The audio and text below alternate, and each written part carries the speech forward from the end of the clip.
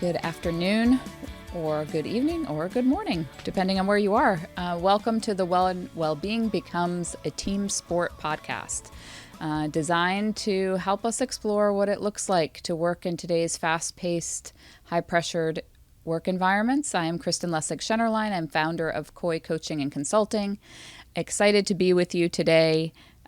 Each episode, we're exploring different components of how leaders and teams and communities can move beyond this idea of just driving longer, faster, harder, which often leads to burnout and disengagement, to something that's a bit more sustainable, enjoyable, a thriving work environment fueled by a framework called co-care.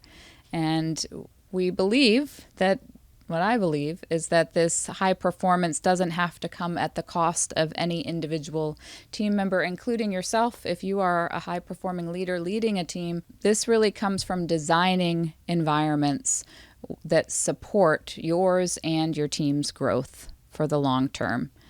So excited to be with you today. Today we're going to be talking about connection. What that really means in our work environments.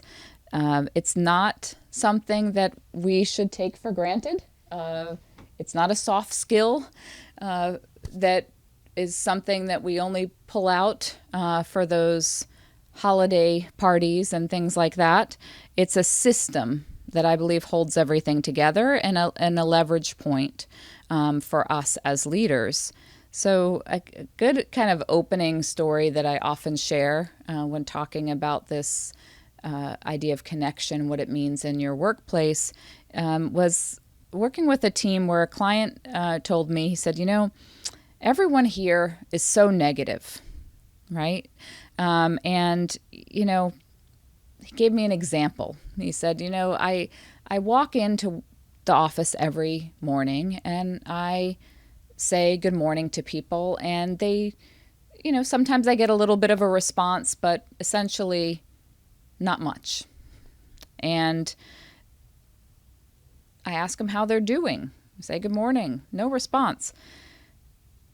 What I realized, though, when we dug a little bit deeper, was that he was walking down the hallway and not slowing down for a moment to actually hear their responses or answers to his question. I think that was something important to notice. He was walking. He was not connecting. He was passing through, right? And many of us do that. We take relationships at work, maybe even at home, for granted, just kind of passing through. And so I really think that connection isn't something that can happen on autopilot, something that we can take for granted. It's something we need to slow down for. It's something that happens when we actually pause and become really present with another human being. So we're going to look at what does that actually look like in our work environments today? So a couple of things around the research that supports this is 40 to the upwards of 60% of people are feeling that they're isolated at work. Now that's a pretty large number. Why is that? Maybe some of that has to do with remote work, but I think we've come up with some really creative ways to keep people connected via Zoom and Teams and all of those things. And of those people that are feeling isolated at work, many are also saying, upwards of 63% are saying that when there is a strong workplace friendship, that they are feeling like they are more connected to the work that they're doing. They're feeling better, more satisfied with the work. So if we go back to where we began and looking at well-being at work, one of the things that I noted was the definition that came from the research from Dr. Emmanuel Deneuve and George Ward in this book, Why Workplace Wellbeing Matters, and a study that came out in 2023 that was really able to showcase the profitability of companies that invested in workplace well-being. And he defines workplace well-being as how people feel at and about their work, but also how work is organized and managed. And so thinking about connection is something that is a fundamental human need that we all have. And when we are disconnected, we are disengaged from our work, from the mission, from the why. This can often lead to turnover, which is a systematic problem for many companies and organizations today. This is where that idea of job demands resource model that I mentioned previously comes into play, because when we feel that the demands of our job day to day are far outweighing the resources that we believe to have to do the job, we feel overwhelmed and stressed. And the reality is that connection can be not just a nice to have, it actually can be a job resource that buffers the stress, that ensures our resilience for that day, week, month, whatever it is that we are facing, a challenge or a change. So I think it's important to kind of clarify what connection looks like, what it is and what it isn't. Oftentimes I hear about, well, we have this Teams chat or Slack messages, and I think it's really important to understand that connection really doesn't come through Slack messages. Those are interaction points, certainly, but they're not means of true connection. And many meetings, in fact, are not means for true connection. You've got a tight agenda, priorities and objectives and things that you need to get to. So those aren't necessarily connection points unless you build that into your meetings, of course. And then connection isn't forced fun. So admittedly, my own moment of vulnerability here is when I was leading a team. This translated into multiple leadership roles. We had what was called mandatory fun, where we'd go out, we'd go bowling, we'd do whatever one-off kind of team building activities. And I actually at one point had shirts made saying mandatory fun that everybody would wear. Well, gosh, now I think about it and think, well, is that really what I was going for? It was funny at the time. But the connection that we're talking about is really the quality of the relationships that we create that ensure that we're trusting each other, that every team member feels a sense of belonging and a real clear purpose in like how my role and what I'm doing every day contributes to the overall goal, and that we all respect. I many times, I'm sure many of us have heard of putting yourself in someone else's shoes. I know some of my kids grew up where they could be a principal for a day, right? To get an idea of what it's like to be in someone else's role. So there's certainly that, but I think to really understand how you're contributing and make sure that your team members appreciate your contributions and the real purpose behind your role is important. There's a metaphor that I use during some of the workshops that I do around connection, where we actually create a web of connection. It's a yarn activity to symbolize like a spider web. So interesting is that spider webs are 10 times stronger than steel.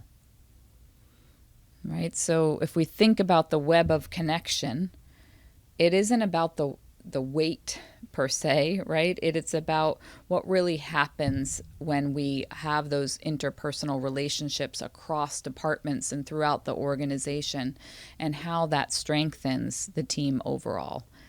One of the leading researchers on connection, which I was fortunate to learn from and have some additional opportunities as I was studying and researching, developing some of this work, was Jane Dutton and her research around high-quality connections. So high-quality connections are 5 minutes or less, these like micro moments that happen where connection can either be built or broken, if you think about it, right? There's no script needed, no schedule needed. That hallway moment that my client was talking about, right? To stop, to pause, to be fully present with that one person that he was asking, good morning, how's your day? And really listen. There's a sense of mutual regard that happens in that exchange. And, oftentimes what this research has showed that both people feel a sense of like vitality, like a mutual regard for one another. I think one of Jane Dutton's quotes is, "It's like a shot of B vitamins," just in that exchange and interaction. So I think when we tie this to how this forms resources for us, we've talked about psychological capital, our hope, optimism, efficacy, resilience, that inner hero. And I think a key part is how connection really fuels our ability to be stronger and to face challenges and grow through them, building that resilience and optimism that things will be better in the future. The other key point is that it does support our emotional capacity, so our ability to handle what is coming at us. So if we're thinking about this work environment where there's a white water, right? There's always a change or a challenge and things are shifting. Our emotional capacity to navigate those are really important. And so when we can lean on and reach out to others, connect with others, that does fuel our ability to be more resilient. From the performance side of things, Google was really important to the early research around what it means to be psychologically safe and how this is a resource for teams to perform at the highest level. They called it Project Aristotle, where they wanted to see what was it that made the highest performing teams at Google. What contributed to that? It wasn't talent. It wasn't their credentials.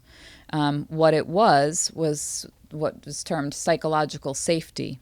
And this is defined in Dr. Amy Edmondson's work out of Harvard.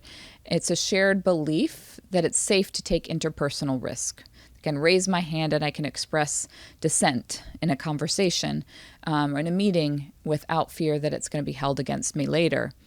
Now, that's a little contrasting, is that fear doesn't equal, right? We don't want fear to be the motivator for anyone.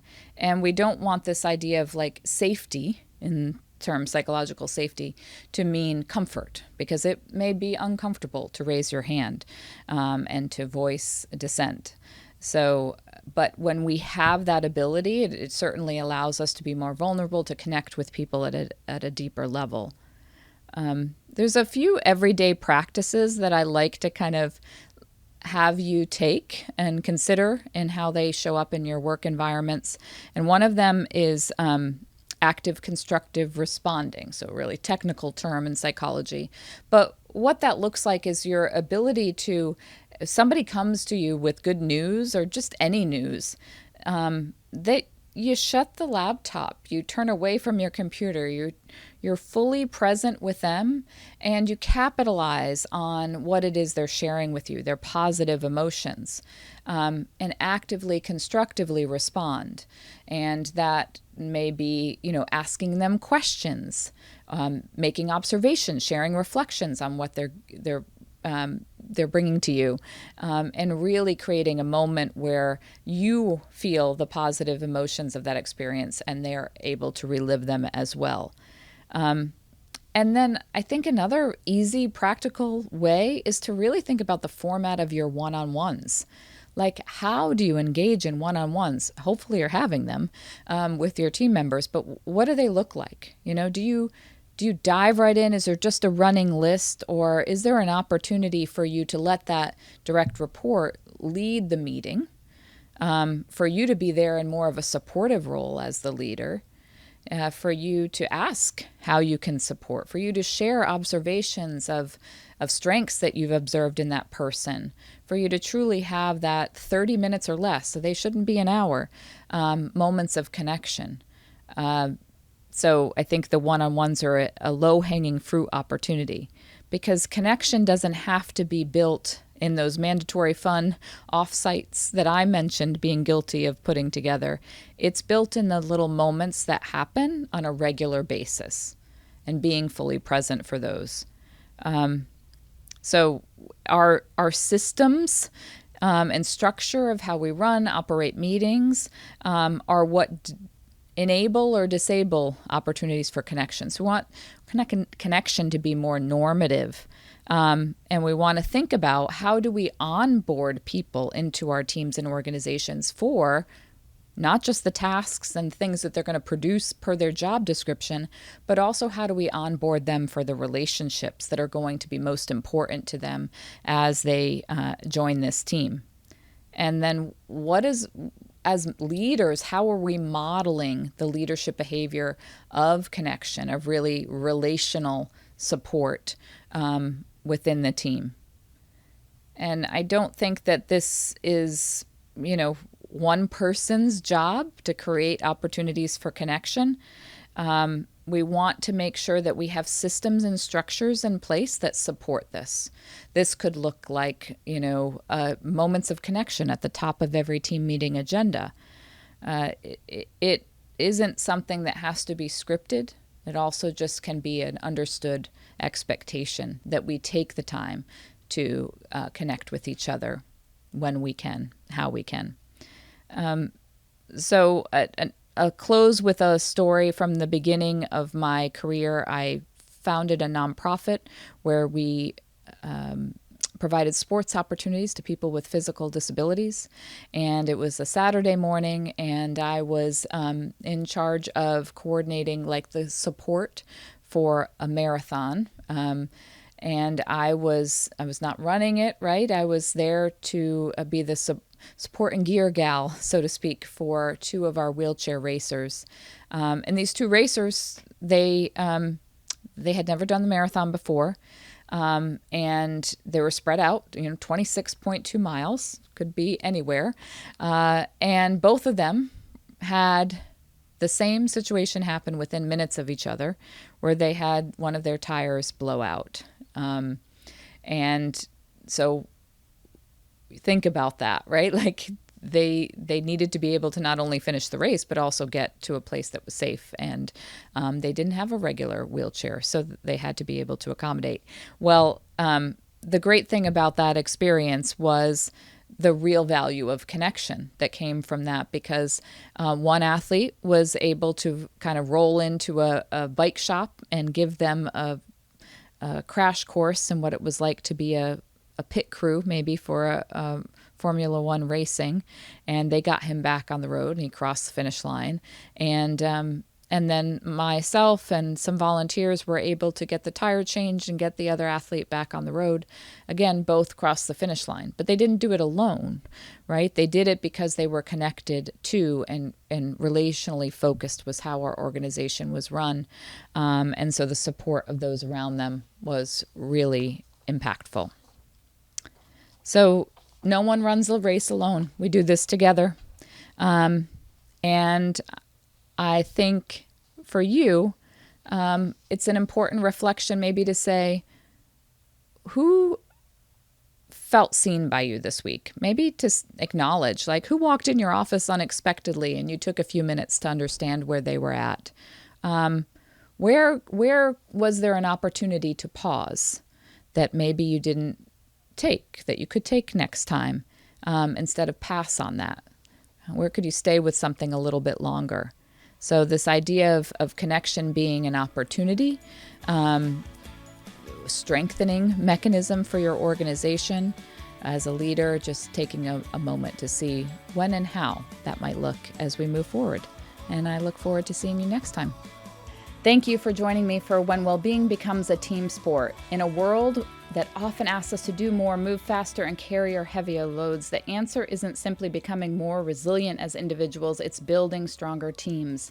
If this episode resonated with you, I invite you to share it with someone in your corner of the world and continue the conversation. I'm Coach Kristen, creator of the Co-Care Framework. Until next time, keep looking for ways to move from self-care to co-care, because when well-being becomes a team sport, we all have a better chance of crossing the finish line. Be well, stay connected, and keep making waves. See you next time.